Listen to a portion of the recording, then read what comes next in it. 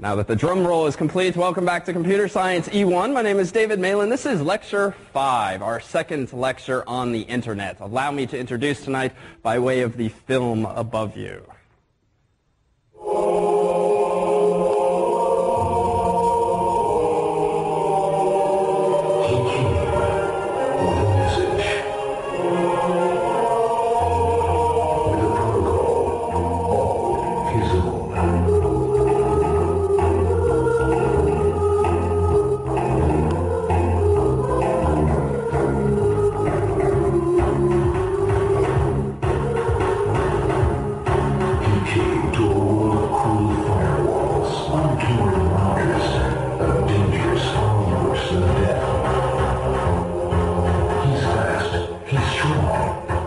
tcp-ip, and he's got your address.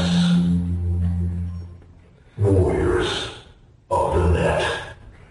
So that is a teaser for a short film we will watch toward the end of tonight's lecture. But before we dive into what TCP and all of that is all about, we are at the point in the semester where it's time to raffle off this iPod t-shirt. Recall that for problem set 1, among the students who submitted, if you received higher than a 75%, you are automatically entered in a raffle. The first prize that we'll be raffling off tonight to students both local and distant alike is this t-shirt, for the first time revealed to the class. This is apparently signifying laptop plus iPod. Okay, and on the back we have a little advertisement, it seems. College students, buy a Mac and get a free iPod. So apparently, I'm not sure under what circumstances you get this t-shirt though, but it came to us nonetheless, donated by Apple. With that said, I'll do a moment of suspense here. And the winner of this t-shirt this semester is Mr. Gerald Walden. Is Gerald here tonight? Gerald, come on down. A round of applause, of course, please. It is entirely your prerogative if you wish to wear this t-shirt, but congratulations. And well done on problem set 1. So, lest you think there's some funny business going on, know that Dan Armendariz served as witness to the one-line program that I wrote before lecture tonight that generated a random number between 1 and 40 that allowed us to select from among those 40 submissions which of you were the lucky winners. I'm going to hold you in a bit more suspense with regard to the iPod Shuffle itself, but let's turn our attention now to, again, this topic of the Internet. And, frankly, Google Earth is just too cool not to revisit in this class. So tonight will be entirely about Google Earth, if only because it's the coolest thing that I've wasted several hours on over the past couple of weeks. How many of you, out of curiosity, downloaded this program after last week? So a few of you. So you will be tasked in problem set 4, if you haven't noticed already, with the downloading of this program in order to satisfy 2 of the problem's demands, one of which is to seek out some fairly popular tourist attractions somewhere in the world without us giving you so much as directions or longitude and latitude or addresses. And then the second part of the problem set will ask that you seek out 3 places of interest to you personally. This is more, though, realize than just a fun thing to play with. Know that, 1, the software is entirely free, which means we have the luxury of being able to play with it with the expectation that others in the class and beyond are certainly welcome to do the same. But this is actually, as we explained in the problem set, a wonderful opportunity, truth be told, to appreciate, if you don't typically do so, that you don't need training to use new software. At least you shouldn't need training. You shouldn't need a user's manual to use new software. You don't need to have certifications to use good new software, at least in the ideal sense. And as we try to assure you in the problem set statement itself, if you struggle for the first time you sit down in front of Microsoft PowerPoint or Microsoft Excel or whatever new application you're required to use at your company, to be honest, it's probably more the fault of the application and of its design and of its development, frankly, than of you, the users. And a number of you enter this course with a bit of apprehension as to what you can do with a computer, and dare say you feel you might need training on certain programs and software. Well, the goal of this problem set, in part, besides just having fun taking a little vacation in your homes, is to introduce you to a program that is fairly well designed. I think is fairly intuitive. I'll give you a cursory tour of some of the features, but to be honest, the second sort of implicit goal of this problem set is just to give you an opportunity within the span of a few minutes to download a program and then go figure it out.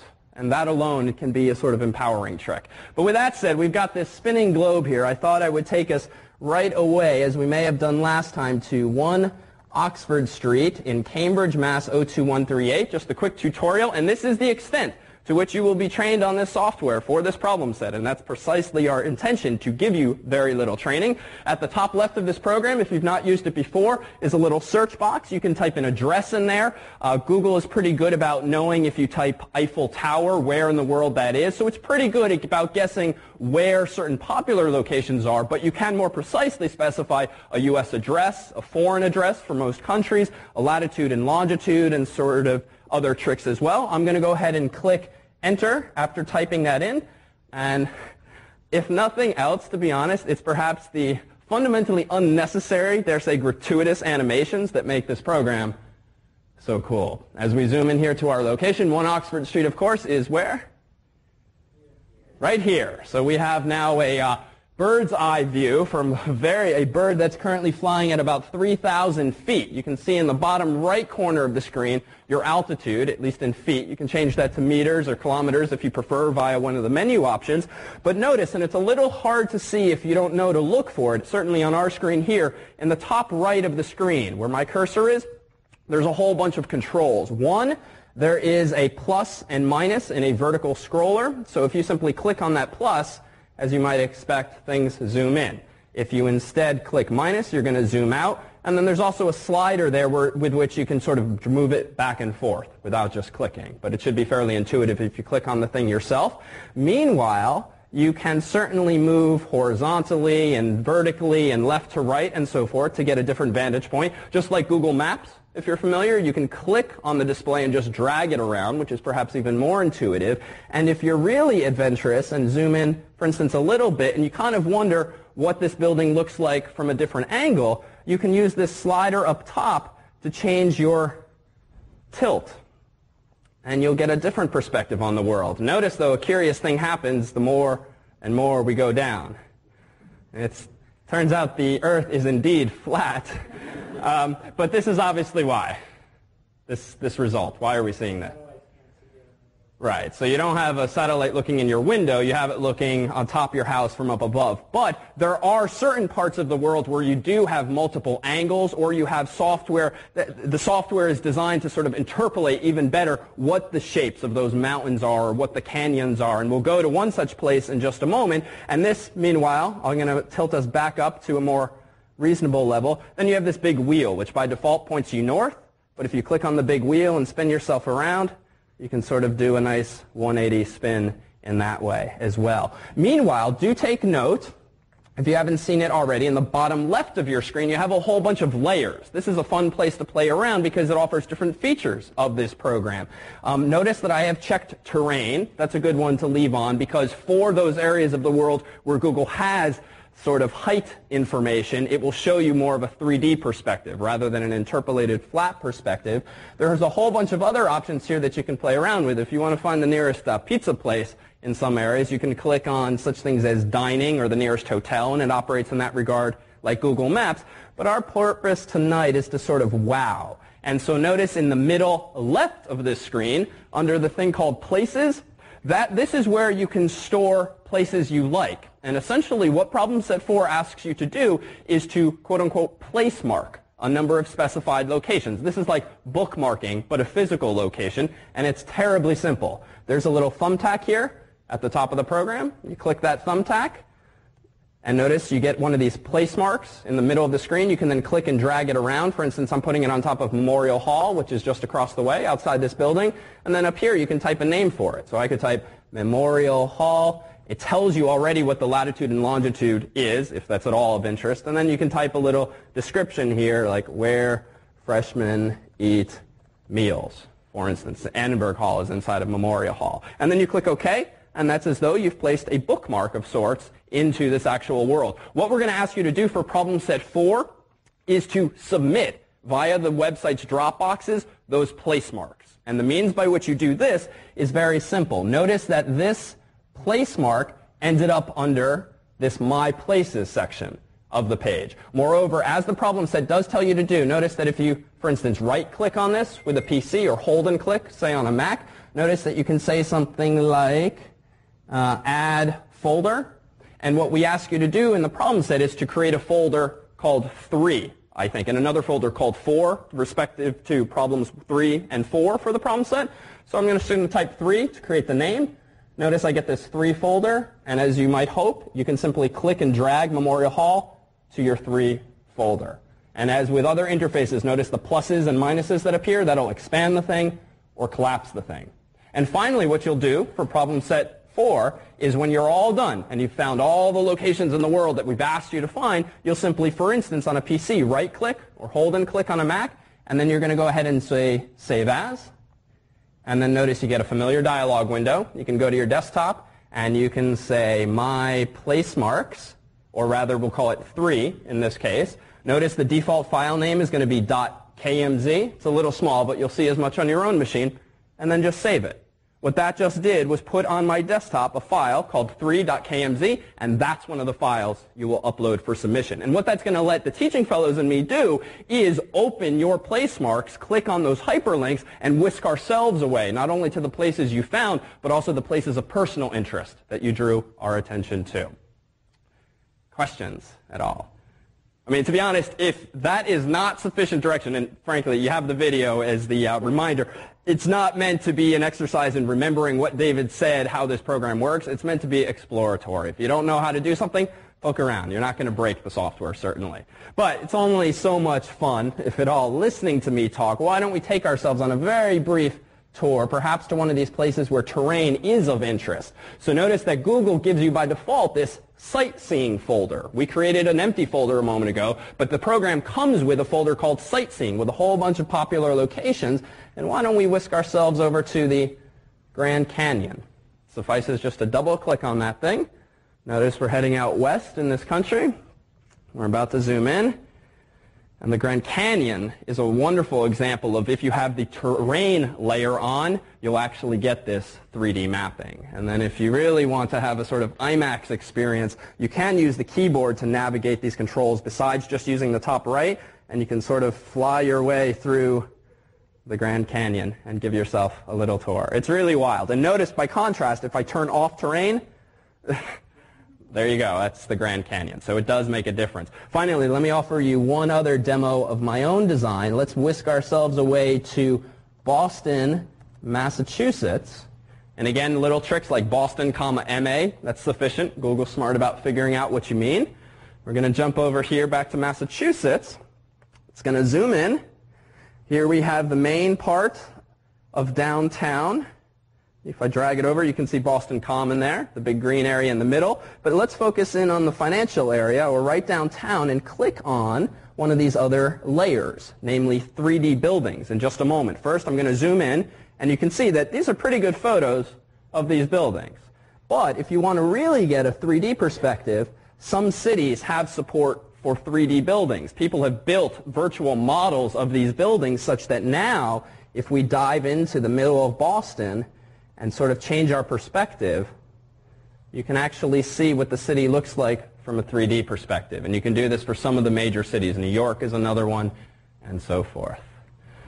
Now, here's where you get to partake. Before we go back to understanding the internet, let's use it for just one more minute or so. Where in the world would you like me to take you on this tour? London. So London, UK. Whisk ourselves away over the Atlantic. And in just a moment, we will find ourselves in central London. So there's the Thames, looking a little murky as always. And if we scroll ourselves here, it looks like this is the London Eye that it's taken us to, right there. So the big Ferris wheel of sorts in London. Oh, one other thing, especially for those of you who use public transportation. Let me take us back real quick to Boston, Mass. Show you one other layer that's kind of fun. I'm going to turn off 3D buildings by unchecking it. And then I'm going to turn on, under transportation, I'm going to turn on transit. And if you've ever wondered topologically what the MBTA system looks like, you can see it now with this nice overlay, not only for the subway, but also for the commuter rails if you zoom out. And the coolest thing, frankly, I never get tired of this, if you just hold on the keyboard and zoom out, I mean, it's like you're making your own movie, right? 2001 style. So, in any case, one more place. Where do you want me to take you? Big Bend National Park. Okay. Sorry? What? Big Bend National Park. Big Bend National Park. Oh, Bend, okay. Big Bend National Park. Let's see. Here we go.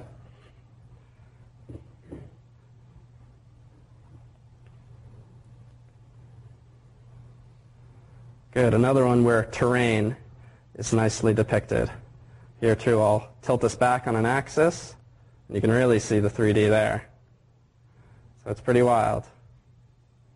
So, in any case, have fun. We're giving you, 20 or so points to sit at home having fun, maybe showing off to your family or friends exactly what your homework is on that part of the problem set. There is more to the problem set, and realize that this problem set is intentionally not due until the 8th of November, which may seem like a long ways off, but that's because this problem set in particular is fairly involved. Not in a difficult way, but in a fun, as we say, way. Among the other challenges of the problem set is actually to have you go to a local computer store and take your newfound vocabulary, jargon, and comfort, presumably, with hardware and software and the internet to a local computer store and buy, quote unquote, with some virtual dollars of ours, up to 2,000 virtual dollars, some computer equipment. And this process is all about empowering you with a bit more comfort in, one, reading the tags on the shelves, two, giving you finally that sense, if you've never experienced it before, that you do in fact now know more than the salesman or saleswoman who's trying to sell you that computer,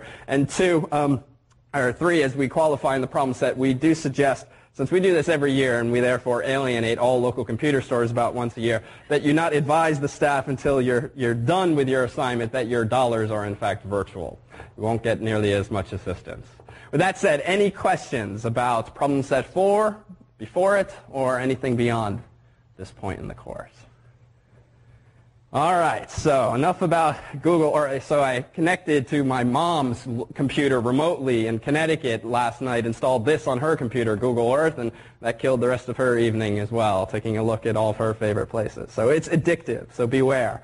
All right, so the internet. So last week, and certainly part of tonight, we focused more on the things you can do with the internet, the types of services that it offers. And let's take one step back to last week and pose the following question, since it's sort of one that recurs every year. Are the internet and the World Wide Web the same thing? All right, so no. Let's qualify that now. Why? What's the distinction between these two? Yeah.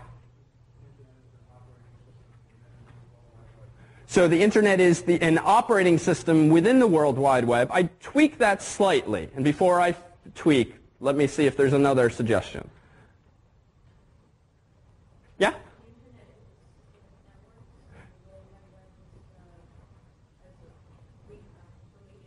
Let's go with this one, because it's a bit more precise. So the internet is a network of networks. It's an infrastructure. And I would beware using a term like operating system only because that's too easily conflated with desktop operating systems, but it's an infrastructure. It's a framework. It's the backbone on which applications and services run. So when we talk about the World Wide Web, we're effectively talking about something you can do on the internet. And this use of preposition it's not coincidence. It's the fact that you really are using a service on top of the internet. Whereas the internet itself, though you can't necessarily point to it and say that's the internet, because it really is this network of networks of networks, well, it's more of the physical infrastructure underlying all of those services you run. So what tonight is about ultimately is about lifting up the hood of the internet, looking at how it works. When it breaks, what does that mean? When your own computer doesn't connect to the internet properly, what does that mean? When you call up Comcast or Verizon and are trying to diagnose why your internet connection is down,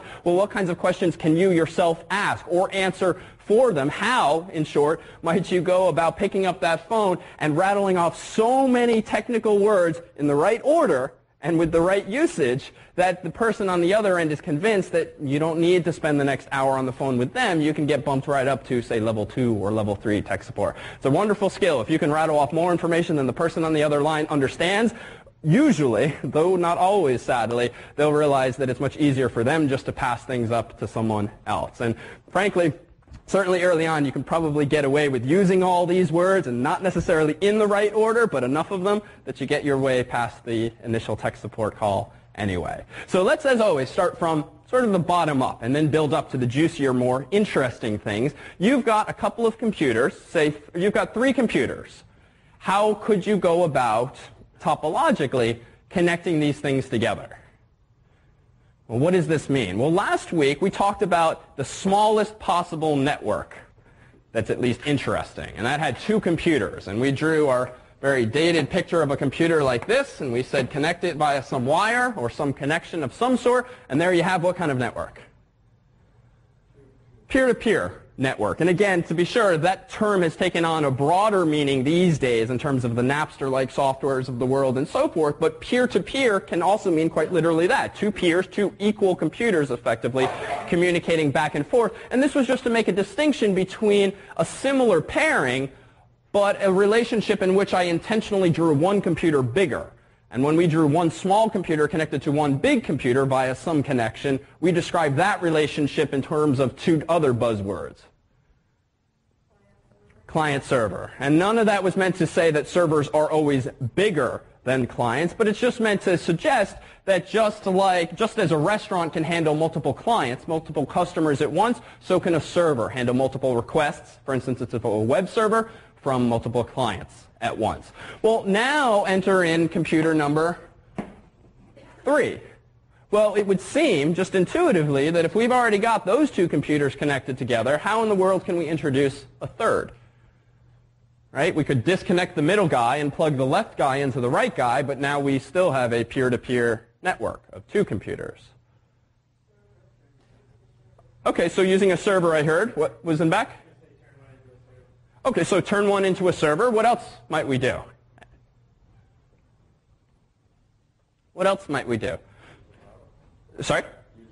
Yeah, so let's go there, because this is probably a device that you're all perhaps owners of if you have multiple computers connected to your internet connection. Well, rather than trying to connect them all together, we could certainly connect them to one central computer, as was suggested, a server. And that server can sort of figure out how information might go from, and this might be our server here, how information might go from A to the server, then the server could send it to B, or the server could send it to C. Well, it turns out that's a very reasonable solution, but it also turns out that this notion of routing data among computers from A to B, B to C, C to A, it doesn't even require a computer or a server in the conventional sense. This problem can be implemented in very small pieces of hardware. So yes, you could view these pieces of hardware, routers as they tend to be called, as computers, and they are, but they're not computers in the monitor, keyboard, mouse sense, at least. So one way that we might connect all these computers together then is not so much directly from one to the other, and we don't need a whole other desktop and monitor to connect these 3 guys to. All we need is some central point. Connect this computer here, this computer here, this computer here. This solves the problem of these computers presumably only having one port on the back into which you can plug a network cable. Recall in our first or second lecture when we looked briefly at some of the ports on the back of a computer, and maybe in section you did this as well.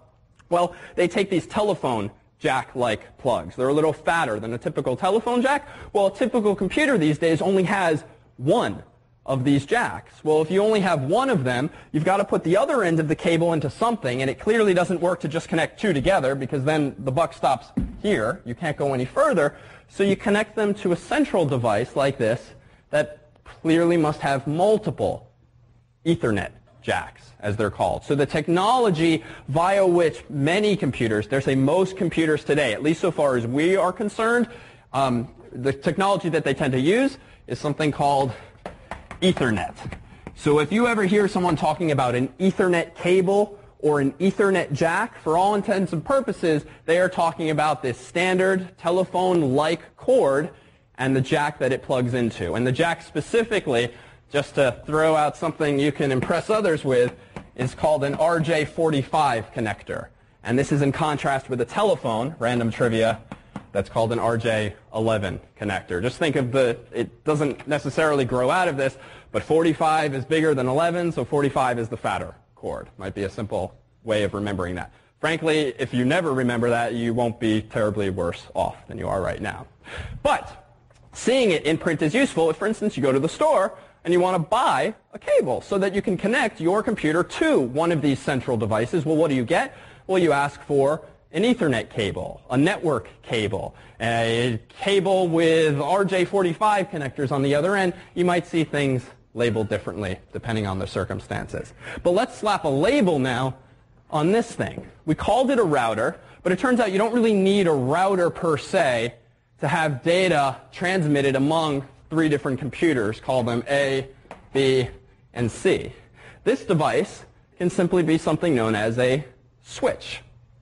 So a switch is quite simply a relatively cheap these days and relatively dumb device whose sole purpose in life, upon receiving data, that is bits, from computer A, looks at those bits and realizes, oh, you know what, these bits are intended for computer B, and so it sends it from this jack, this RJ45 jack, out this jack. If instead it receives some bits from A, and somewhere embedded in those bits is the label C, well, a switch is designed to send those bits instead to computer C. And switches they're not completely dumb. They don't just spit out all the information that comes into them. Rather, they do intelligently select, almost always, which jack out of which it should send the received data.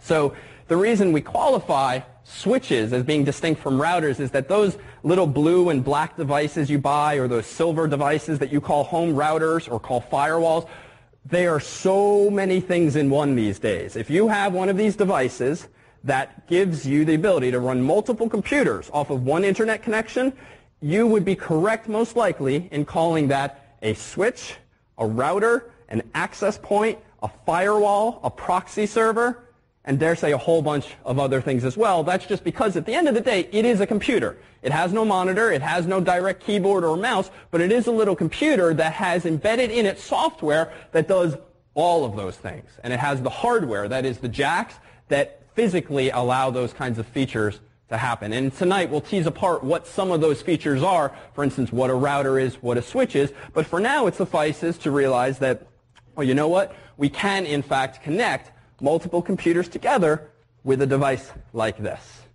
How much is it going to run you? If you've got a few computers at home, you want to connect them all together, well, how much are you going to pay for this kind of switch? And all a switch is, and you can see this perhaps in section, is, or you can see it in your own homes, it's got a power adapter that you plug into the wall, and it's a little plastic or metal box that has a whole bunch of these RJ45 jacks. That's pretty much it. No moving parts or switches. No pun intended. How much? $20, right? Almost always in this class, frankly, these days, everything $20, $10, $30. Relatively cheaply these days. And if you watch for rebates and you're really careful with your money, you can sometimes even get these things for free after rebates, maybe plus shipping. So what topology are computers usually connected in these days? This sort of mishmash here is meant to beg the question, when you have multiple computers, how do you connect them together? Well, what you've seen an example of is what's known as I'm going to skip ahead, a star topology. This is probably the most common way of connecting multiple computers together in a network these days. You wire all of them to some central point. In fact, if you are really a geek or live with a geek who has him or herself multiple computers, or you work in an office where you have a server room or you have jacks into which all of your coworkers' computers plug in, well, ask your IT guy sometime this week, where is your server room, or where is your wiring closet, or where do all these wires go? And if the place is laid out nicely, there probably is somewhere in your office or building some kind of closet or room that you can walk into, see a whole bunch of wires coming out of the wall or coming through the ceiling or from the floor, and all of them get plugged into all of these little jacks on a rack. So computers and server rooms are usually laid out in big metal racks, and what you see is switches that don't just have 3 jacks, but rather might have 24 or 48 or 100, so that you can plug a whole bunch of computers into. Well, many of you probably have those internet jacks on your walls. Let's see if there's one in the room. Most everything's wireless these days. So back in the day, there would have been on the wall somewhere one of these jacks into which you at work plug your computer. Well, all that is a cheap little box that has a jack. Behind that jack is one of these wires. That wire most likely leads to that closet or room in your building or company. And on the other end is another one of these RJ45 jacks, and it plugs into a really big switch. And by big, I just mean physically, so that you can fit a lot of these things, so that all of the computers are through that switch interconnected. And so if you have a file server at work or printers shared at work, it all boils down to them being connected, usually these days via Ethernet, via cables and switches like these.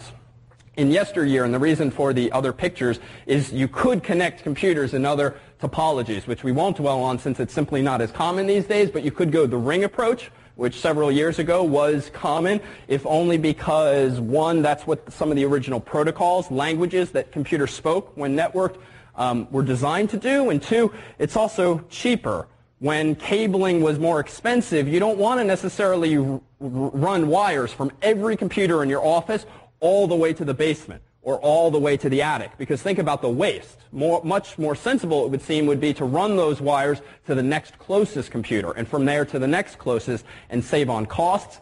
These days, you pay pennies for this kind of cable. In fact, 2 or 3 years ago, the teaching fellows and I bought a box, a spindle of this kind of cable. The cable itself is called usually Cat 5, Category 5. It just means it's capable of internet speeds today. We spent $50, maybe $80, and I thought every year we'd have to get a new box because in section we use this cable. We're still working off of the same box for 3 years now, which means we pay pennies per foot of this thing. And you may wonder why this teaching staff and I need 1,000 feet of this cable. Well, one of the things you'll do in an upcoming section, if you're local, is actually make your own Ethernet cable. Now, that seems a bit weird if I motivated some of this discussion earlier with how to go buy such a cable from the store, but there's a remarkable, I think, sense, again, of empowerment and also frustration when you try to take the 8 little wires that are inside one of these cables, line them up in just the right way so that you can slip on one of these half-cent RJ45 connectors. You slip those wires in, you take a little crimping tool that we'll hand to you, squeeze it as hard as you can, usually pass it then to the TF who will squeeze it even harder for you, and then at the end of the section, if all goes well, we will test out your cables on a working computer, and if we can bring up a web page, you've done good. And if we didn't, well, you will walk home with your head held low, perhaps. But it will be, for those of you who get them working, a wonderful souvenir to take home to friend or family. And in fact, let me take this moment, as we tend to do. In this class, despite how we try to teach you how to make computers and upgrade computers, we always seem to go through more computers and equipment than we actually retain. So I'm going to take a knife to one end of this otherwise working Ethernet cable,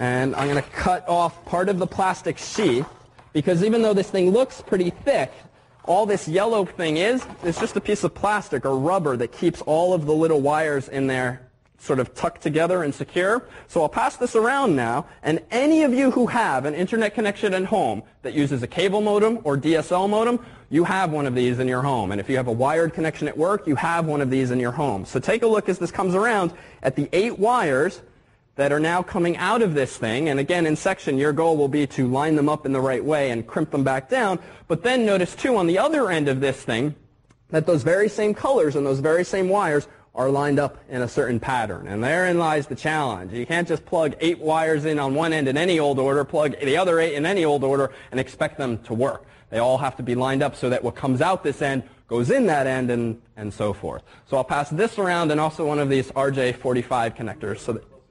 Sure. I'll pass these around so that you can see exactly what's going on inside these cables. This is not to say, to be clear, that you should ever have a burning desire to crimp your own Ethernet cable. Every time I do it in my apartment to run some new line, when I got a TiVo, when I got a Sling box, and when I just got too much free time, I end up banging my head against the wall. And I sort of wonder, why do we make the students do this? But in the end, it is in fact possible to do this. Another way that you can lay out a network is via a bus network. This too is somewhat dated, at least for today's purposes, whereby you essentially run one wire or line in between all the computers and then connect each of your computers to it, sort of like bus stops or driveways on a local street.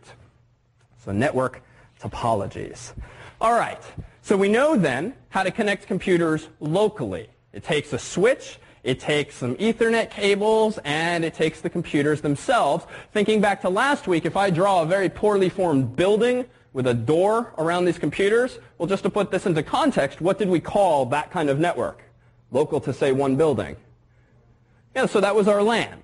So even though we're focusing more on the details underneath the hood tonight, it's really the same tale as last week. But once you have a LAN or a bunch of WANs and you actually want to connect these things together, well, how do you go about connecting them together? Well, therein lies the design of the Internet. So we said last week that the design of the Internet grew out of a U.S. military project called ARPANET, one of whose design goals was to have a fairly well distributed and redundant network so that there was never just one path, ideally, from A to B. You could go from A to C to B, from A to D to B, and so forth. But in short, there was never just one wire connecting two important sites.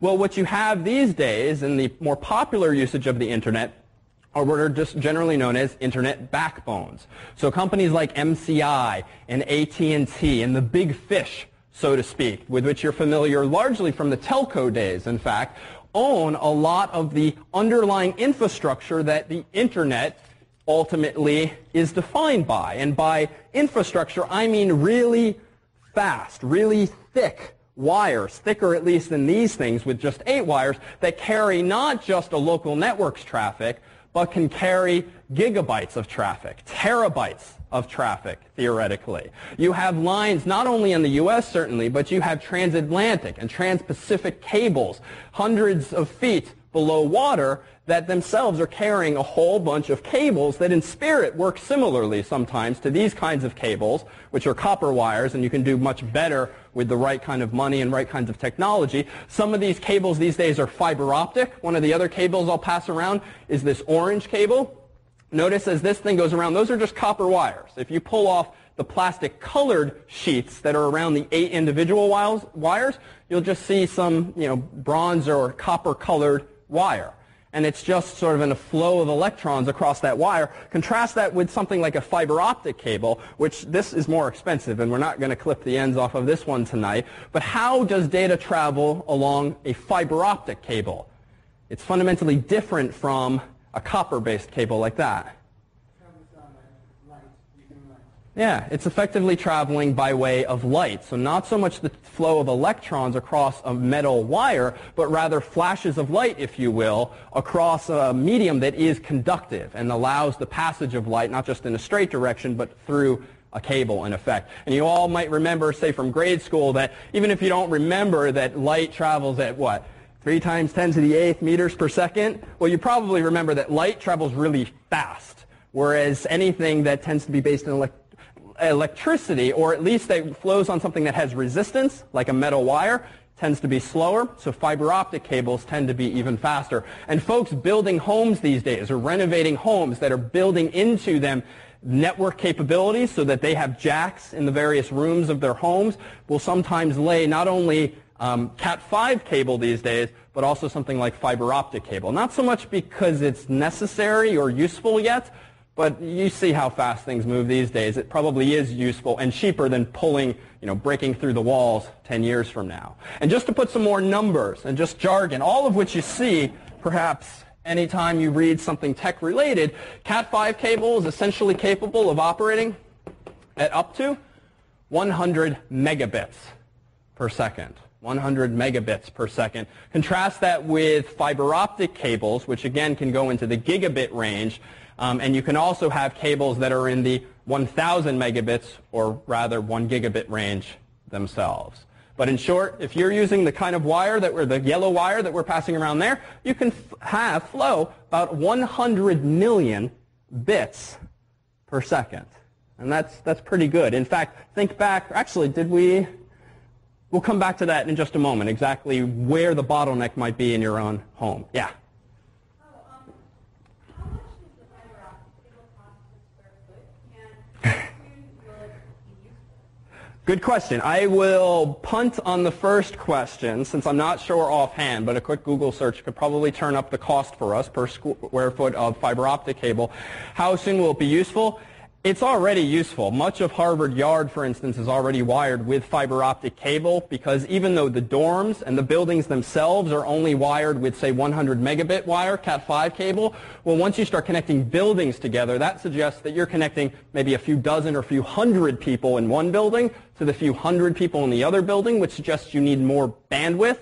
That is, more ability to have bits flow between them. So you see fiber optic cable being used certainly in larger networks. But in the home? Like a residential condo. Like if I'm renovating a bunch of condos, is this worthwhile if they're not, if it's not expensive? It's a good question. So if you're renovating a residential condo, is it worth wiring with fiber optic cable? I'll go out on a limb and say it's probably slightly premature. Consider, after all, a point we'll get to tonight, which is that even though Cat5 is capable of 100 megabits per second, we can jump ahead here because it's an interesting question. How fast is your typical internet modem, cable modem or DSL modem?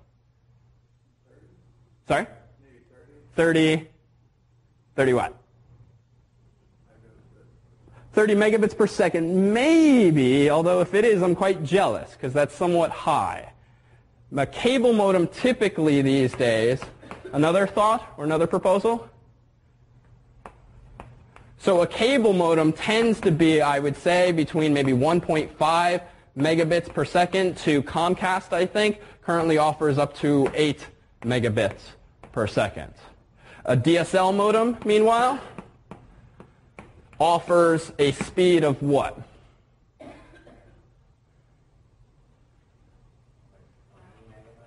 20 megabytes. Wow, you guys all are getting much better service than I am. So usually not. I'll say not with DSL, at least. I would say typically you see slower speeds with DSL, although you're seeing a convergence these days as Verizon, for instance, in Boston and Comcast become more competitive. I'll say that generally, and again, these numbers are just typical. They're not necessarily upper and lower bounds. You might get something like 768 kilobits per second to a few megabits per second. These days, though, Verizon in Boston, if you pay for DSL modem service, which for our purposes is different only insofar as DSL modems come in over your phone lines, cable modems use your coaxial cable lines. Beyond that, that's the physical difference. The real world difference is that these days, at least in the Boston area, cable modems tend to be faster. And in fact, if you go and, but what's the flip side? You can sort of spoil the answer. What's the upside of DSL in the Boston area and elsewhere, certainly? Well, Comcast is better in that it tends to be faster. Right? It tends to be more expensive. Right? We saw that same trade-off talking about RAM and hard disk space and so forth. So, for instance, Comcast, frankly, it's a little insane. I think you pay between $40 and $60 a month for Comcast service, depending on if you have cable bundled with it and phone and all that, but it's pretty high. Whereas DSL, even though you can get introductory rates for like $14.95 or $19.95, I think their current rate is probably 25-ish, 35 max. So I'm going to say, I'll say something like 15 to 35, but take these with a grain of salt, but it does tend to be less. But, and for the uninformed, this isn't such a problem. It's very hard, if not impossible, on, say, Verizon's website to find out what the speed is of their cable modem service, of their DSL modem service. What they will typically do these days, which is a bit misleading, is say that it's 40 times faster than dial-up. Well, who cares? Like, how much slower is it than cable modem service? Well, notice, too, that these numbers are somewhat misleading because, in fact, even though I get, for instance, at home 8 megabits per second download, usually, or a lot of the time, your upload speed is much slower. And it's an asymmetric medium, whereby, yeah, you'll get up to maybe 8 megabits per megabits per second, lowercase b, bits, megabits per second. What is my maximum upload speed? Of course, only I know this, but take a guess. Much slower. Good, we'll take that, an E1 answer. Let's push a little harder. 1 to 3, yeah, it's actually even sadder than that. 768 kilobits per second. This, mind you, is because I pay $10 more a month to double my upload speed. It's a funny thing. So with Comcast, again, you'll pay 40 to 60 bucks a month, and the typical speed they quote you, at least in the Metro Boston area, is up to 6 megabits per second and up to 364 kilobits per second upload. That's okay, though. Why does it tend to be okay for the typical user to have this asymmetry, whereby downloads are much faster than uploads are? Right. I mean, you tend, as a typical user, to download far more than you actually upload, right? What are you doing when you're on the internet? You're pulling down web pages. You're sending very little requests. You're saying, give me today's news, and then all of CNN's news gets sent back to your computer. If you're downloading MP3s, you're sending a very small request, give me the latest MP3, but then you're downloading 3 megabytes of that file. If you're downloading movies, you're downloading hundreds of megabytes of files, but how often do you, say the typical E1 student, upload a movie that's 200 megabytes somewhere else? So the sort of and this is where you start to see the distinction between people like us down here and people like you.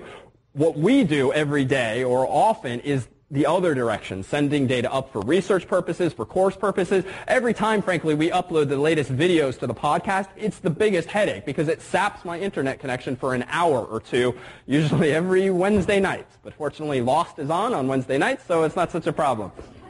But the point is that you have this asymmetry, and you got to read the fine print sometimes to know the difference. And you also have to understand what your needs are so as to know, does this matter to me? DSL will similarly have this asymmetry, and it will sometimes be quoted, but again, you have to beware. Verizon in particular has kind of dumbed things down enough in a marketing sense, where again, they say 40 times faster than dial-up service, but even if you get a salesperson on the phone, they'll tell you, well, it takes no more than 53 seconds to download a movie. Well, what does that mean? Like, how big is the movie, and what are we comparing things to? So you have to bear that in mind. But typically, if you want really fast speeds, cable modems tend to be better. But again, even here, there's a caveat. I pay, again, 10 bucks more a month to double my upload speed from 364, which is normal for Comcast, up to 768. And for me, that's huge. It literally halves the amount of time it takes to upload one of E1's podcast videos. Or if you recall from our first lecture, Slingbox, when I think we were showing Press Your Luck on the overhead screen, or some TV show, Slingbox being the device that streams my cable TV connection this way. You know, I'll admit, I like to tell myself that I pay 10 bucks more a month so that I can work more productively, but frankly, it also has the fringe benefit of doubling the quality of watching TV remotely. But you pay 10 bucks more a month, and you go from 6 megabits per second download to 8 megabits. Now, that sounds like a lot more, right? That's 33% more for only $10. But you have to ask yourselves what question at that point. Well, do you need it? So yes, it's faster, but your internet connection is not the only bottleneck in the world. The person you're downloading that file from might not have as good an internet connection, especially if it is one of these peer-to-peer file sharing programs. If you're downloading even from a big server like iTunes or even E1's podcast, the server is configured to send you the file somewhat slowly, the presumption being, well, we want to be able to satisfy lots of downloads at once, but you don't really need that video right now. You're probably okay with waiting 20 minutes instead of 15 minutes to download that file, so there might be artificial delays on the other end as well. The problem is that I don't need more download speed. 6 megabits is pretty darn fast, at least so far as typical computing needs go today.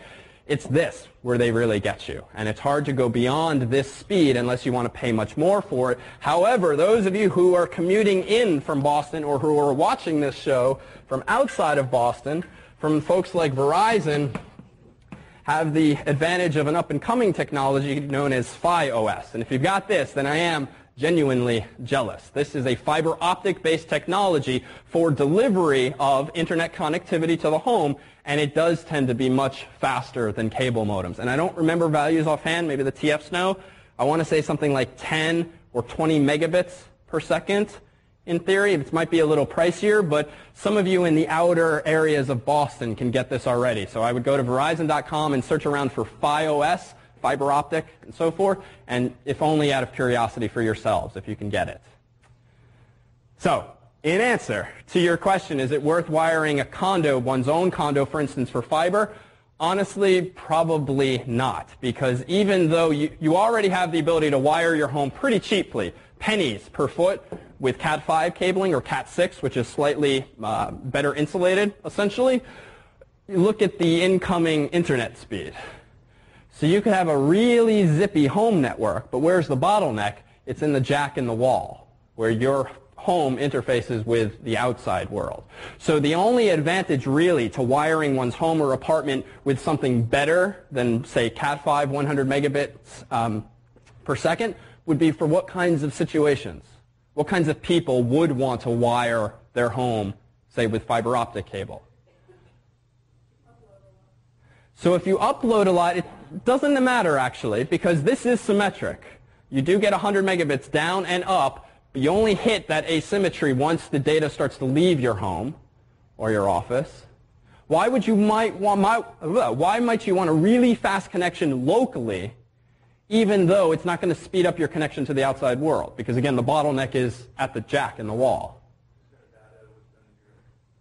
Yeah, so to share data among your own computers. So companies, certainly, and Harvard, universities, campuses will wire their local networks with faster technology so that, one, you can have peer-to-peer file transfers happen more quickly. Students on campus, for instance, could stream this course's videos at a much higher resolution than outsiders could using the general internet. And two, if you run your own file server or backup server, which even though this might seem a little geeky these days to imagine, I might in fact be one of the few people in the room with a file server in his apartment. Well, the more the world talks about having like home media centers where you store all your movies and music in a central computer, essentially, in your entertainment center, well, sharing data even within the home is becoming a much more plausible and compelling feature. So you will see that in the future. But again, I think you'd probably be overpaying at this point. But again, it's conjecture. You can, in fact, save money sometimes by buying, long story short, special cables that have pretty much everything inside of them, sort of planning for a rainy day. Coax cable, Cat5 cable, fiber optic cable. So it just depends on the cost and if you think it's worth it to you. But as to when that day arrives where it's fast enough, it's useful and fast and necessary, tough to say. Okay. Long answer to one question, but we were going there anyway. Other questions? Yeah?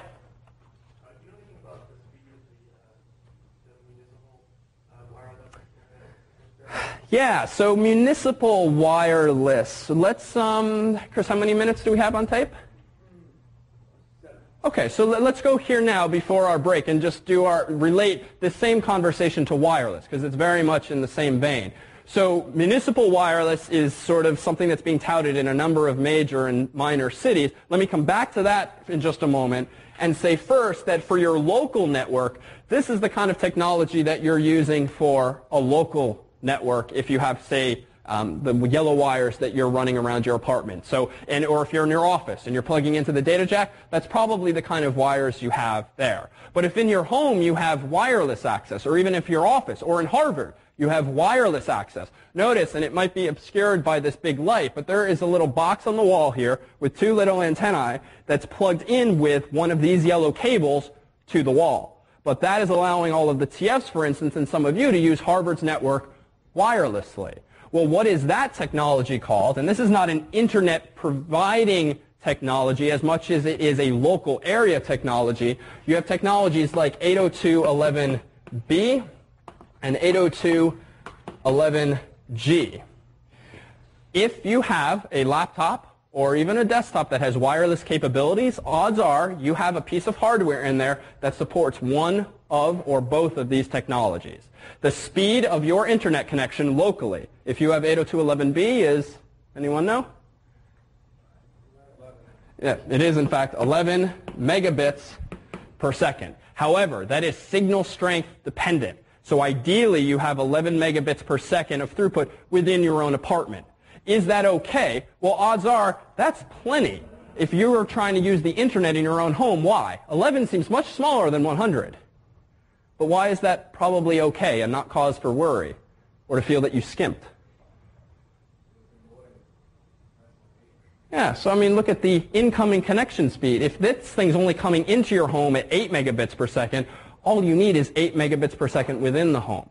And in fact, even though it's maximally 11, it does depend somewhat on signal strength. So if you have lots of cement or very thick walls or brick walls, or you're on a different floor of your home, for instance, you're not going to get as strong a signal. Those of you with Windows laptops will see in the bottom right corner of your screen, if you're using a wireless connection, excellent strength, very good strength. Well, that's sort of a nice way of saying you're getting 11 megabits per second. You're not getting 11 megabits per second, but not all operating systems are precise as to what your actual throughput is. So fortunately, you can do a little bit better, and this is more common these days, G, which gives you what throughput?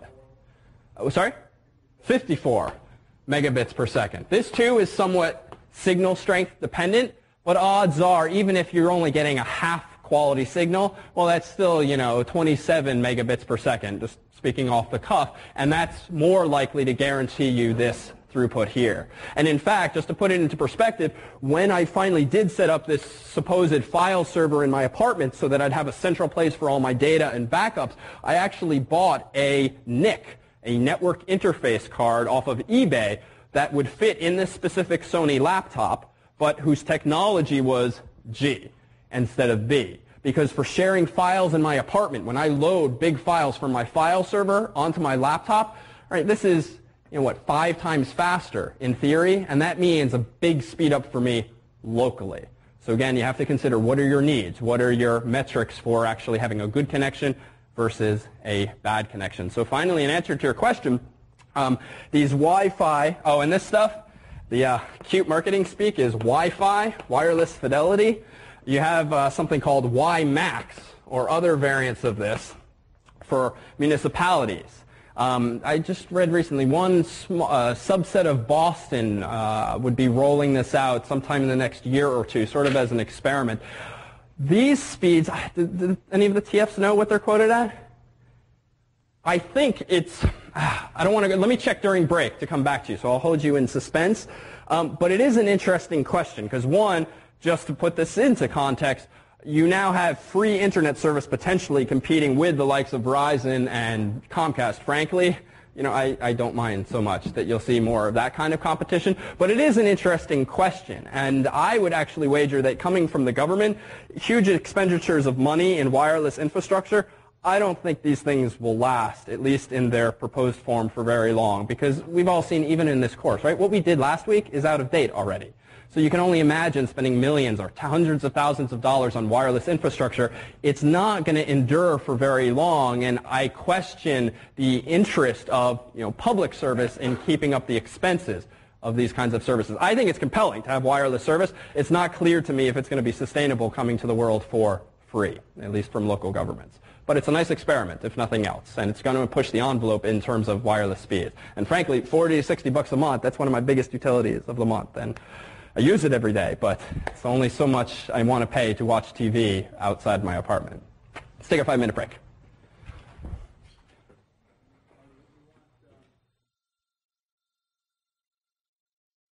All right, welcome back. So what do we got done so far? So we talked about how a LAN works, really, underneath the hood. We talked about how you can connect your own LAN or your own local computer to the rest of the world by way of some internet connection via any of these technologies, cable modem, DSL. Ray was kind enough to look up the current speeds for FiOS, and maximally you can get up to 30 megabits per second download and up to 5 megabits per second upload. So not too shabby at all. Again, you can check out Verizon.com to see if it's available to you. Odds are it's not because it hasn't been rolled out terribly so, but it is being rolled out more in the suburbs than in the local city. So once you've got your connection to the internet, what does it look like? Well, again, this is where we began our discussion. So you have these internet backbones, which essentially are really fast computers and really fast wires that interconnect major points on the internet. And you might hear those points called peering points. A peering point generally or a POP, a point of presence, it tends to be areas of the internet where major backbones connect, where Sprint connects to MCI or to AT&T and so forth. And so these very popular nodes here, one in Chicago, Los Angeles, Dallas, and so forth, are major peering points, major points of presence that internet connections, big ones, flow into and flow out of. And some of the interesting things that on this macroscopic scale big companies like the Sprints and MCIs of the world need to think about is the cost of running their own network. And often you will have arrangements between these big providers whereby they pay each other to take traffic from one network onto their own or to put traffic of their own onto another. And one of the curious things about the internet is, one, we already know that data doesn't necessarily have to travel from A to B via one fixed route. Right? That was the fundamental design early on in a network like the internet. But it turns out sometimes the fastest way, the quickest way from point A to point B is not even the proverbial straight line, but rather you'll have data hopping around cities, around within cities for either one, technological reasons, because the data is simply flowing along the fastest possible link, not necessarily the shortest possible link, or because of various peering arrangements and ISP configurations, it's their choice that they want to route your data this way, then back that way, simply because, for instance, it might save the backbone money rather than having to put your data on some other network. For you, the user, none of this is even that relevant, because at the end of the day, presumably, you only care about where your data or that your data is arriving, either at your computer or at its destination. But on a higher scale, there are some really interesting network-related topics that you can actually explore in other courses here and elsewhere if you take a fancy to this kind of topological discussion. But if you've got such complexity manifest in diagrams like this, how in the world does data from my computer even get to CNN server somewhere in the world, or Google server? Well, it turns out that every computer on the internet has an address. Just like you, assuming you receive and send postal mail, have a U.S. Postal Service address in this country that uniquely identifies you, or your mailbox, or your P.O. box, or your building in the United States, so do computers have an address that uniquely identifies them on the internet. This address, this IP address, Internet Protocol address, is a number that's 32 bits long, which is to say every computer on the internet has an address that's 32 bits long. Thinking way back to Lecture 1, how many computers does this naively suggest can be on the internet at one possible time? If each computer must have an IP address, and these IP addresses are themselves 32 bits long, how many possible IP addresses are there? I'll give the E1 answer this time. A lot, but how many? There was one number I begged you to remember in Lecture 1. 256 would be unfortunate if you could only have that many IP addresses in the world and on the internet at the same time. It is much more than that. Bigger, yes.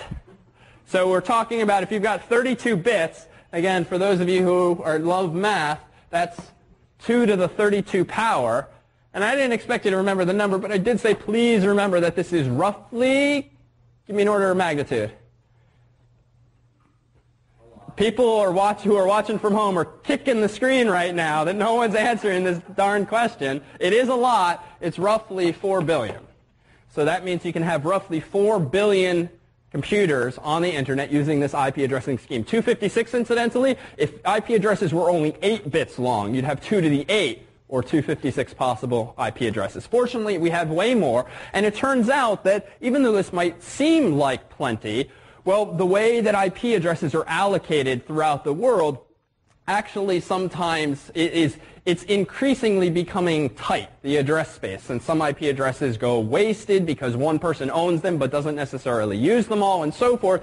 But there are ways of sharing, it turns out, IP addresses. And if you've ever wondered, if only tonight, how your home network uses one internet connection to share internet service to multiple computers, in effect, what you're getting when you sign up with cable modem providers or DSL modem providers is you are getting, yes, a physical connection to the internet, But more technically, you are getting from them one IP address. You are being assigned a number that is of this form that uniquely identifies you, your computer, on the internet. And by this form, I mean it's a number, dot number, dot number, dot number. And each of those numbers themselves can be from 0 to 255. So how do you see this? Well, let's make this a bit more real. Those of you with Windows, and again, I'm Windows biased in lectures only because this is what I bring to lectures, but if in Windows you go to your network connections and choose your appropriate network connection and click Properties, and this is the kind of details that ideally you never have to deal with these days, but if you scroll down, you'll notice something called tcp-ip. And it did flash on the screen a moment ago, but you actually heard that spoken by a big booming voice earlier tonight, right? He's TCP/IP, right? That was the teaser for tonight. Well, TCP/IP, thank you for not laughing at me when I mimic the videos here tonight. So TCP/IP is the language that is spoken on the internet. Any computer that's connected to the internet speaks the language, or more technically, the protocol known as TCP/IP. So anything you do on the internet, for the most part, is carried across the backbone that we saw depicted earlier over using a protocol or a language called TCP/IP. How does this relate to your home connection? Well, notice when I double-click on TCP/IP in that window, I get this box. And for 9.5 out of 10 of you, you never need to look at this or change this. Though a few years ago, this kind of tinkering was common. Notice that the top bubble check there says obtain IP address automatically. The bottom bubble says obtain DNS server address automatically. What that essentially means is that when I turn on my computer and am connected to my cable modem or DSL modem via wireless or wire, I am going to automatically ask my ISP for that IP address. It's not hard-coded into your computer. Years ago, it was not uncommon for a Comcast rep or the like to show up at your home with a printed piece of paper and say, here, type in this number as your IP address. And it came printed on a piece of paper. It doesn't work very well when you want to be able to change things and reconfigure things on Comcast's end. So things are almost always dynamic these days, at least for public networks and for utilities like Comcast and DSL providers and so forth. But what you get ultimately is an IP address. Well, what does this mean? Well, if you request a web page and you receive a response, well, what is in that response? Well, in our example that we always use, it's like the day's news, right? We said a week or so ago that web pages are written themselves in a language called HTML. Well, what does it mean then if web pages are written in HTML? And wait a minute, what language do web browsers and web servers speak? Did we say last week? What do you type when you type any URL? HTTP, Hypertext Transport Protocol, is the protocol that web browsers and web servers use to themselves transmit data. So I seem to be changing our story every week, right? Web pages are written in HTML. Wait a minute, web pages are transferred via HTTP. Wait a minute, anything on the internet is spoken in TCP/IP. Well, it turns out, and this is a very clever design fundamentally, most everything on the internet, so far as the implementation goes, is layered. So we began tonight talking about Ethernet. That's a physical layer, so to speak. Once you have a physical connection, you can do things with that connection. And with that connection, with that physical connection, you can put on top of that this language, this protocol called TCP/IP, that just gets the data from A to B. Well, what data do you want to send? Well, if it's a web page or a request thereof, you want to send an HTTP piece of data. So you have Ethernet, you have TCP/IP, and then you have HTTP on top of that. And what is in an HTTP response? Well, if it's for a web page, you get back HTML. So it's not that we keep changing our story, it's that we're looking at different layers of this puzzle that is the internet. And again, at the ground floor, you have the physical connection, something like Ethernet. On top of that, as of tonight, you have TCP/IP, which for right now, assume that that just gets data from A to B. Well, what is that data? If it's a web page, it's a chunk of bits that are stored in HTTP's format. Well, if that HTTP response contains a web page, inside of that is HTML. Well, let's try to make this more real. Suppose that I have made a request to, I need a volunteer from the back of the room. If someone could just call out their name in the back of the room. You don't have to come down to the front of the room. What's your name? Anyone? Abdul. So I wish to send data to Abdul. Well, I'm going to write this data, let's just say in English in some sort. Let's say it's an email, for instance. Here's my email. What I am going to do is hit the send button on my computer. What my computer essentially does when I hit send is it's going to figure out, oh, wait a minute, this is email. That's an internet service. I'm going to send that email out over the internet. Well, what language do I use to get anything out on the internet? I use tcp-ip. And one of the features of tcp-ip is in the interest of efficiency and in guaranteeing that all of your data gets from A to B is it breaks it up into smaller chunks. And so I pre-tore tonight's paper, but imagine your computer essentially, without you, the user, even caring about these details, it breaks your message up into 4 smaller messages. Each of these messages go inside of what we'll call a tcp-ip packet. The packet will be sealed, and it will be numbered. This is packet 1 of 4. Well, just like with the U.S. Postal Service, if I'm going to send data to Abdul, I have to address this packet, this virtual envelope. So I'm going to write Abdul on the to field, and then just like you would in the real world, I'm going to say David in the return field, thereby addressing the envelope both to and from. You know, sort of a simple example to belabor, but what the computer's doing is precisely that. But my computer, suppose Abdul actually has a computer that I'm sending him this message via. Well, what's going to go here instead of quote-unquote Abdul, based on what we've just learned? The IP address of Abdul's computer, or really, to be precise, of Abdul's mail server, which might be Gmail or Hotmail or whatever. My computer figures out, based on the domain name in Abdul's email address, whose IP address needs to go here, Gmail's or Hotmail's or MSN's or someone else's. Meanwhile, we have 3 other parts to this message, so I'm going to go ahead and slip part 2 in the envelope. The computer is going to go ahead and seal it. It's going to become part 2 of 4. Abdul's name goes in the to field. My name goes in the from field. That's ready to go. I'm going to take part 3. It's going to go into the virtual envelope. Fortunately, computers do this much faster. This is going to be TCP/IP packet 3 of 4 from David to Abdul. And finally, packet 4 goes in its own virtual envelope. It gets sealed up. This is 4 of 4. And maybe an obvious question, why am I bothering to include the 1 of 4, 2 of 4, 3 of 4, 4 of 4? Putting on one's engineering hat, so to speak. Right? You kind of have to know what order to reassemble these things. And to Abdul's computer, these are just going to look like bits. Well, together, they're all going to paint some picture of an email. But if you don't arrange them in the right way, it could end up being, say, gibberish. So the ordering is important. So that data is also included in these so-called packets.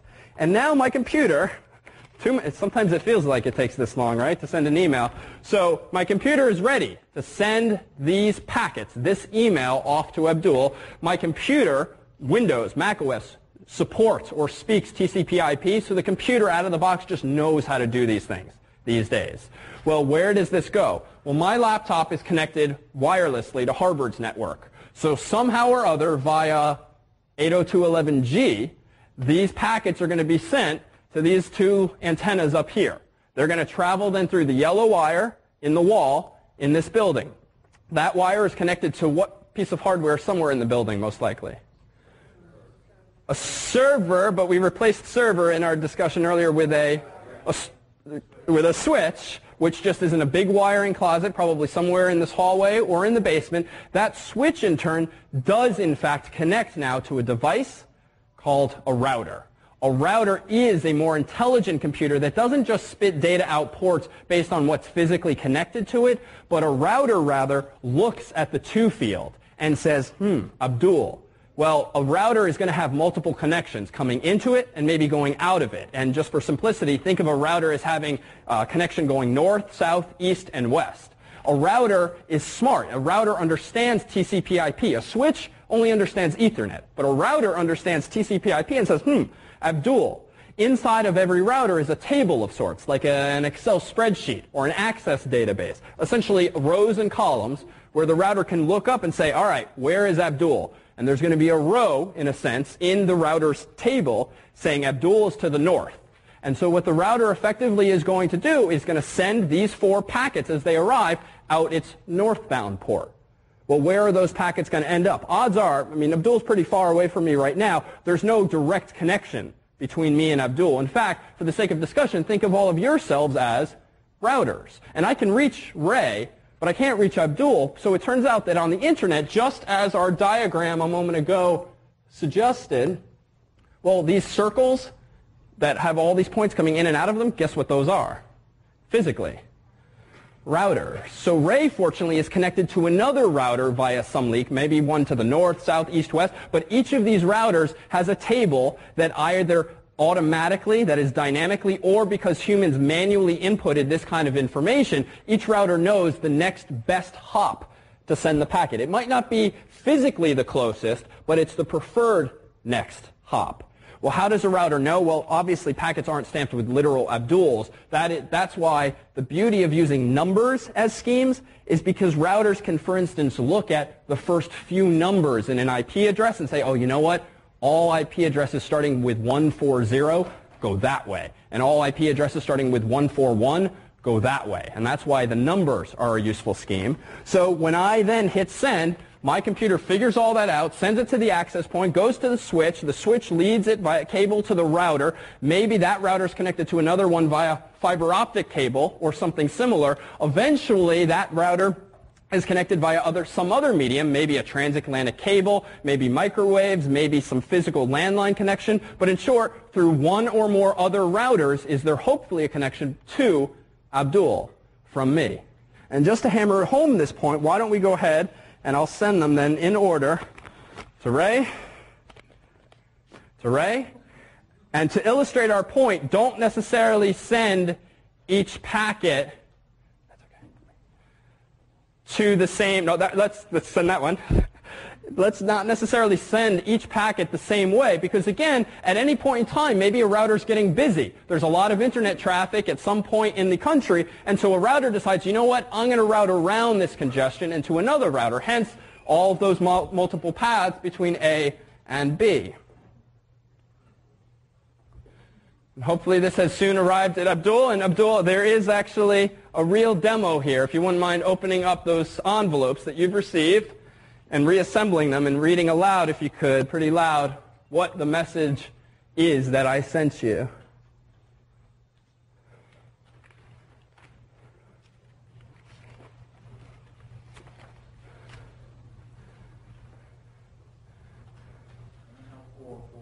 Oh, shh. Guess it doesn't work to whisper across the crowd. So you have all the envelopes that you've received. That goes without saying. And they were numbered. So read them, I think, if I did it right, 1, 2, 3, 4.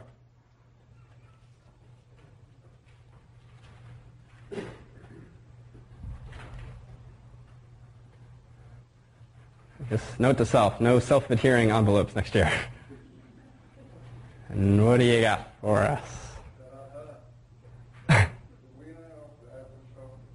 The winner of the iPod Shuffle is, but it turns out, just as in the internet, as with TCP/IP, packets can be dropped, literally. And I don't know if a few of you saw me trying to be clever or witty, but I physically dropped this one on the floor, and that can, in fact, happen in reality. We're not talking about dropping something physical, but rather bits or packets. But TCP/IP is designed, or rather routers are designed, if they get too congested, let the sender retransmit.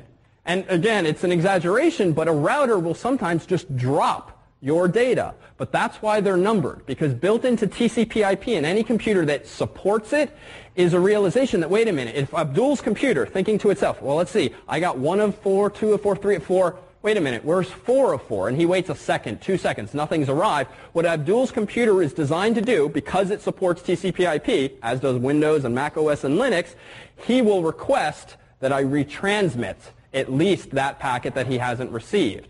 And so what will next happen is my computer will say, oh, wait a minute, Abdul has informed me he didn't get this packet. I'll retransmit that same packet, and hopefully he will now get it this time. And just so I'll save you the routing of this, suppose I did send this final packet. Recall that the sentence that was read in great dramatic flair here was the winner of the iPod Shuffle for having submitted and scored higher than 75% on problem set 1 is a Mr. Timothy Conant.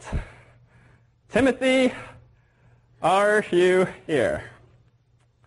Deafening silence. What a wonderful, dramatic surprise this is for Timothy, who will hear about this in about 48 hours, apparently.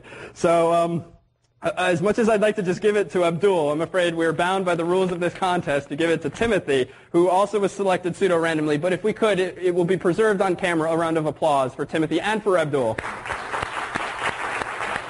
right. Thank you very much for partaking. So atop the slides here, we'll get that to Timothy, I guess.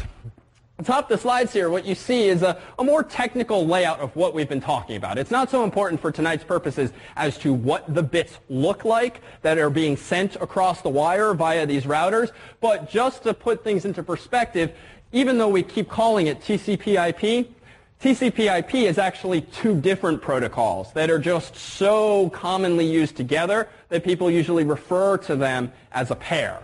But this, it turns out, is what a TCP datagram or TCP segment looks like. Well, what does that mean? Well, any piece of information that's sent via TCP is laid out in this fashion. And you don't have to really absorb all of this, but all this means is that you have the first bit, second bit, third bit, fourth bit, fifth bit, essentially laid out from left to right, top to bottom. Embedded in this TCP packet, then, is some interesting stuff which should make intuitive sense. Notice this, a sequence number, an acknowledgement number. Well, what was I doing in the top right of the envelope? I was saying 1 of 4, 2 of 4. That was the sequence number. So embedded in each of those envelopes or TCP packets is precisely that number, using, in this case, how many bits are used to represent a sequence number? If this is 0, we got 10 bits reading so each of these dashes represents a bit. So how many bits? 31, or we're counting from 0, 32 total bits are used for the sequence numbers. Now, this might seem silly. How often am I going to send Abdul an email that requires 4 billion packets to be sent? Well, your computer's doing a lot of other things at once. So these sequence numbers aren't just for one email, but for all of the internet traffic that your computer is sending. So it's useful to have so many different options. Source port and destination port. These, I think, came up briefly last week, though I tend to confuse semesters, so help me out. What port does HTTP use?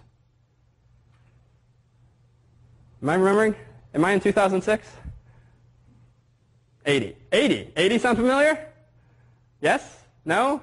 Okay, so let's talk about ports. So I thought we did this last week, but you know that a server, a computer, can do multiple things at once. It can provide multiple internet servers. One computer can be an email server, it can be a web server, it can be an SSH server, which is a technology you'll use in section if you haven't already. In short, a computer can do multiple things. But if a computer only has one IP address, well, that sort of begs the question, how does your computer distinguish whether some bits that are arriving are that reply from Abdul or that web page from CNN?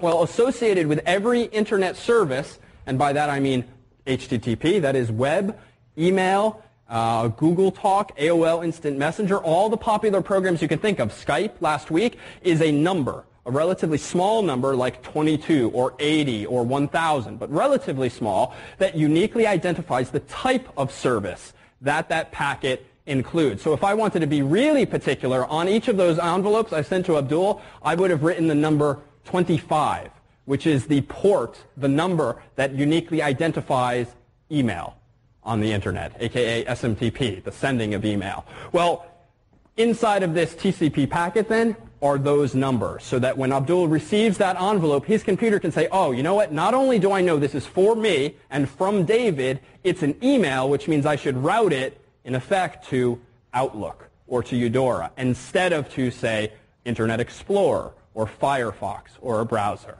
So those are ports in a nutshell. Meanwhile, it's in IP. Do I have this picture here? Yes. It's in IP, just to give you a glimpse of this, that we actually store the so-called source address and destination address. But again, we would defer to like a networking course to tease apart more of these features. But we can see them in action. What I have here is a window.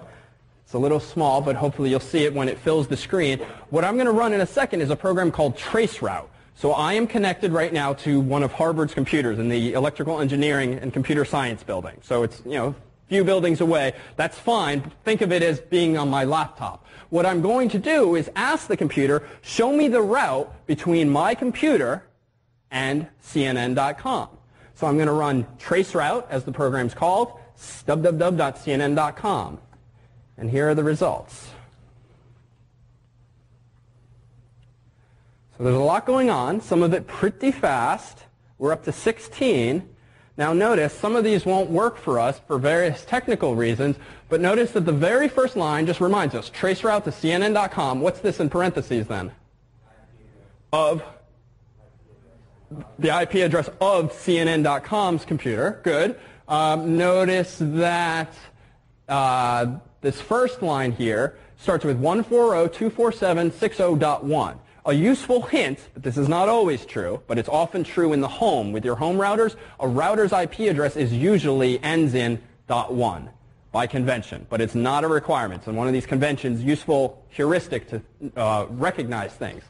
So what does 1 represent, do you think? What does line 1 represent?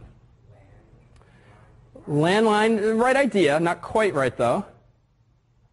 Keep looking ahead. So we're talking in terms of hops again. What does each of these rows represent? Take a guess. Server of some sort. What type of server? Backbone of sorts, but what does each of these hops, again I'm trying to use the same nomenclature, hops represent? A switch is just a local thing for your local network. A node, yeah? Looking for a word, starts with R. Router. Right, so routers. So this has been the buzzword most of tonight. A router, again, is just a device that gets data in, figures out, oh, this IP address goes that way. Let me send it along to the next router. Well, who's the next router? Well, for my computer, the first router is that guy depicted in line 1. Who is that router in turn connected to via some kind of physical connection or wireless connection? Well, the router in line 2. What's its name? Well, the host name of router number 2, to borrow last week's lingo, is this rather cryptic core-1-GWs-V1415, but thank God, something familiar, .fas.harvard.edu. So this is one of the Faculty of Arts and Sciences routers. GW is a common nickname for gateway, aka router. A gateway is a router and vice versa. What's in line 3? And I'm going to stop it before it scrolls too far for us. What's line 3? Well, that looks like yet another router. Notice one buzzword in there, useful to at least see this stuff in practice. WAN, so some kind of wide area network, but these host names are completely the prerogative of Harvard sysadmins. They mean nothing in and of themselves. They've just been chosen by some tech guys. 4 looks like it doesn't have a host name or domain name per se, and that's okay. Not every computer on the internet needs a name that's human memorable, because who cares what the name of a router is, frankly, often. You just care about your own computer or the destination. But moving on, take a look and make an inference here. Where is my data going from the moment it leaves my computer on its way to CNN? What happens in step 5? Where are we? So we're in Boston on Quest's backbone. Quest being a big ISP of sorts, a big backbone provider locally. So it looks like our data hops around Quest's network for a little bit, but turns out that between lines 6 and 7, where does our data go geographically? Sorry? Like it seems like you're going from a city to like a big core wire to a larger big core wire. Good. To wherever the wire hub is, and then back out 1 or 2 levels to where the address is that you're reading from. So good. So in spirit, and what's often happening is your data is leaving your computer, going to faster and bigger computers and connections, and then eventually on the tail end, the process effectively will tend to reverse, at least if you're visiting a somewhat small site. But again, the question on the table here, what looks like, tell me something interesting about where my data is going between points hop 6 and 7. Use your airport codes.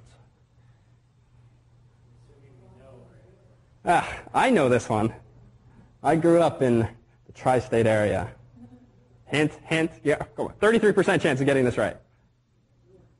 Newark. EWR is the airport code for Newark. This again is convention. Not all routers are named with airport codes, but sysadmins tend to use it because it's useful, a useful convention to obey. So literally, between points 6 and 7, assuming they're not fudging the host names, there is some kind of physical connection between Boston and a router in Newark, New Jersey.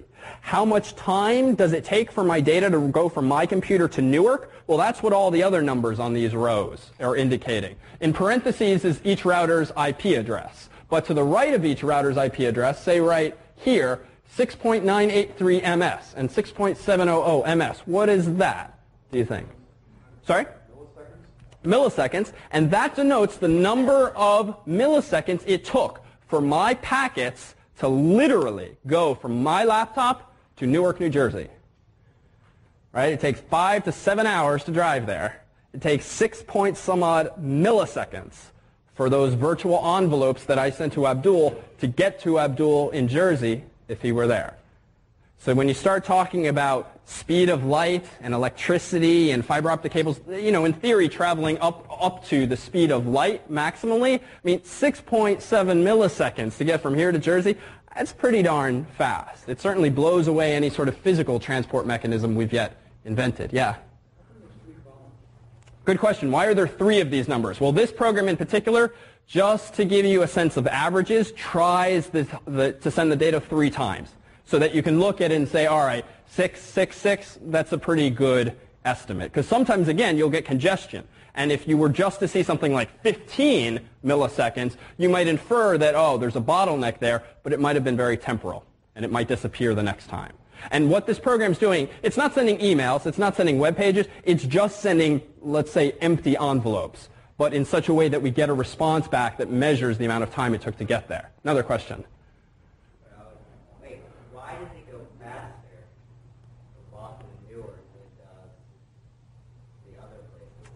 So why does it go faster from Boston to Newark? What you're actually seeing, these times are the times from my computer to that router. These aren't the times between routers. So in what you would hope you'd see, and what we are generally seeing, is that as you look from top to bottom, these numbers are in fact getting bigger and bigger, and that's consistent with the distance getting slightly farther and farther away. So read them from start all the way to the router. Let's take a look. I don't know what DCX is. It might be somewhere in DC, but I'm not familiar with it if it's an airport code. The others are a little more cryptic to me, and sometimes you'll get these stars, which just means the routers are not set up to respond to our kinds of requests. But let's try another one. Let's say something like, I think we said cnn.co.uk is the UK version of CNN's website. Well, let's give this a try. Okay, there we go. Notice that there's similarities in the path, which you might expect, because the data is being routed through some common point. Notice, and you can see it here, just for some reason, notice line 11. The numbers are all over the place, but it looks like it was a temporary bit of congestion or something. Because notice it took us, you know, over, where'd the value go? Here we go, 185 milliseconds to get to hop 11, but clearly we can get past that more recently. It looks like the routers along this path just aren't being very cooperative. Let's try something in the other direction. So .co.jp for country code of Japan. Let's see what we get this time. Okay, we got the first few. All right, so now we can start using our airport code tricks again. So we're going from Boston to where? New York, JFK, airport city code. SVL and PAX. Any guesses? Sorry? It's in this country, and you can infer that from the times. Let me ask you this, though. Tell me between which routers is there a really expensive, really thick, really long trans-Pacific cable or transatlantic? Yeah, take a look at that, and you can read something interesting into these numbers. To hop 11, it takes us 75 milliseconds. To hop 12 from here, it takes 200 milliseconds. That suggests a really big something.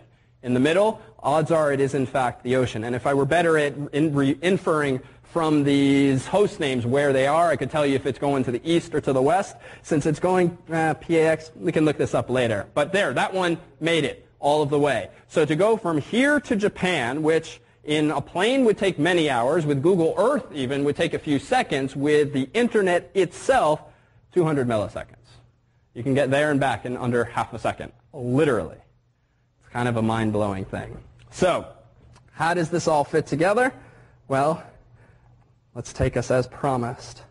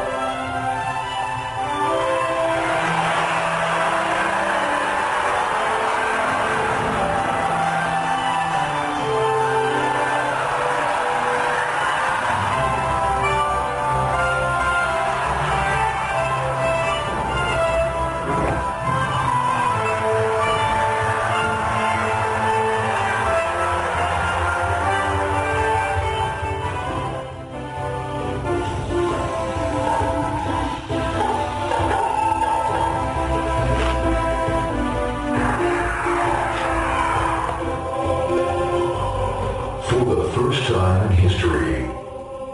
People and machinery are working together, realizing a dream. A uniting force that knows no geographical boundaries, without regard to race, creed, or color. A new era where communication truly brings people together. This is the dawn of the net. Want to know how it works? Click here to begin your journey into the net.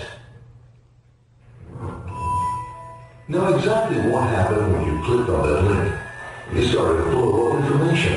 This information travels down into your own personal mailroom, where Mr. IP packages it, labels it, and sends it on its way.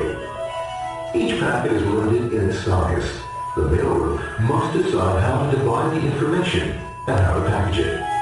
Now the package needs a label containing important information, such as sender's address, receiver's address, and the type of packet it is.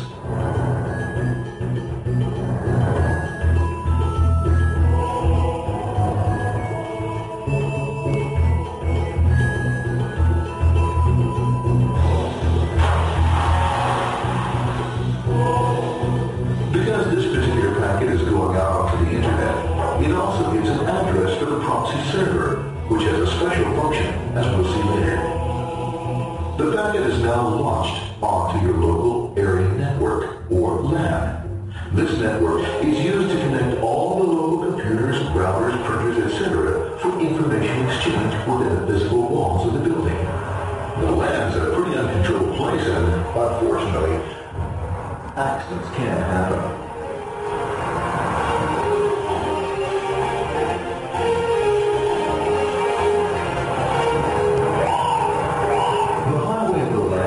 With all types of information.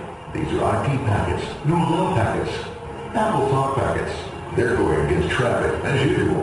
The local router reads the address and, if necessary, loops the packet onto another network. The router. A symbol of control in a seemingly disorganized world. Oh, sorry about that. This one here, this one here. Oh, this one's here, this one's here. Let's go this one, this one here.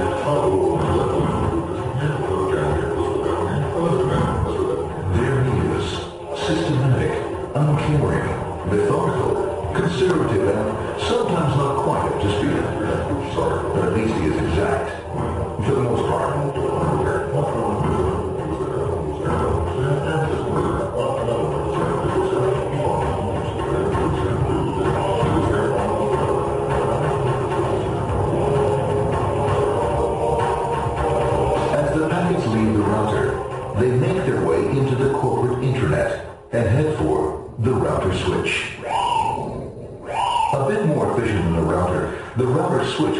fast and loose with IP packets, deftly routing them along their way. A digital pinball wizard, if you will.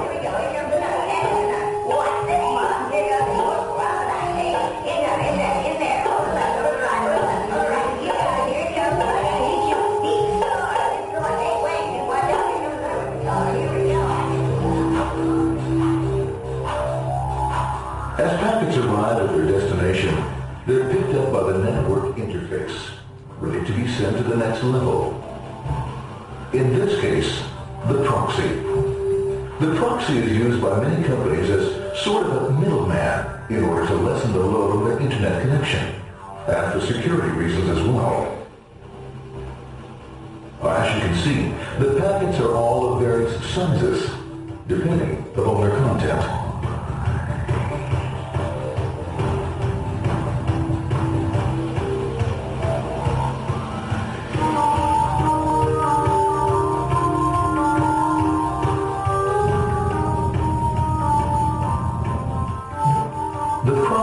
Opens the packet and looks for the web address or URL. Depending upon whether the address is acceptable, the packet is sent on to the internet.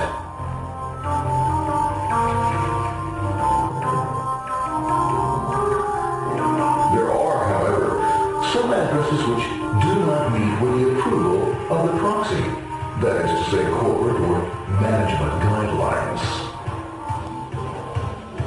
These are summarily dealt with. We'll have none of that. For those who make it, it's on the road again.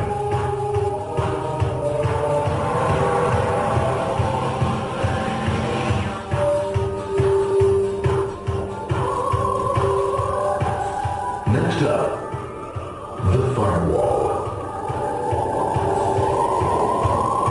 The corporate firewall serves two purposes. It prevents some rather nasty things from the internet from coming into the intranet, and it can also prevent sensitive corporate information from being sent out onto the internet. Once through the firewall, a router picks up the packet and places it onto a much narrower road, or bandwidth, as we say. Obviously, the road is not broad enough to take them all. Now you might wonder what happens to all those packets which don't make it along the way. Well, when Mr. IP doesn't receive an acknowledgement that a packet has been received in due time, he simply sends a replacement packet. We're now ready to enter the world of the internet. A spider web of interconnected networks which span our entire globe. Here, routers and switches establish links between networks.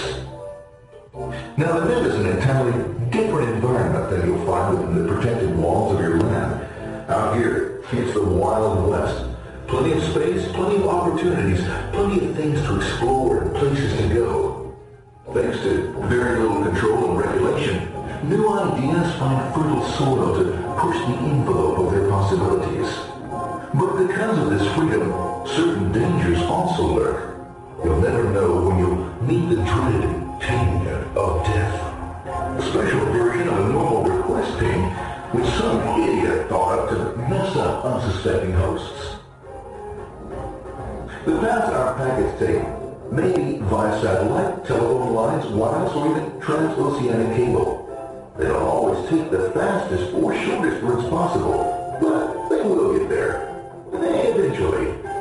Maybe that's why it's sometimes called the worldwide wait.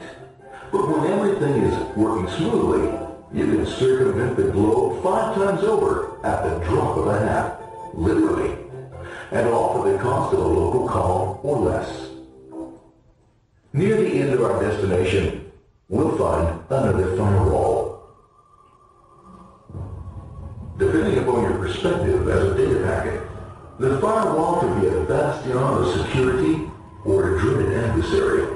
It all depends on which side you're on and what your intentions are. The firewall is designed to let in only those packets that meet its criteria. This firewall is operating on ports 80 and 25. All attempts to enter through other ports are closed for business.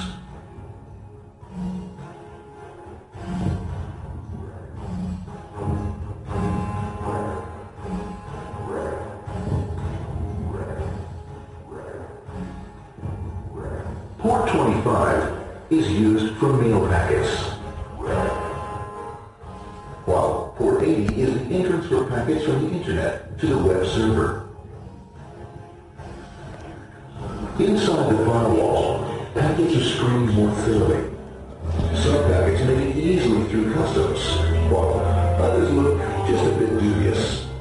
The firewall officer is not easily fooled, such as when this ping or death packet tries to disguise itself as a normal ping packet. It's okay, go on, it's okay. No problem. Have a nice day. Be out here. Bye. And on that note, we'll leave the ending as a surprise for next time. We'll see you next week when we will dive into new material altogether.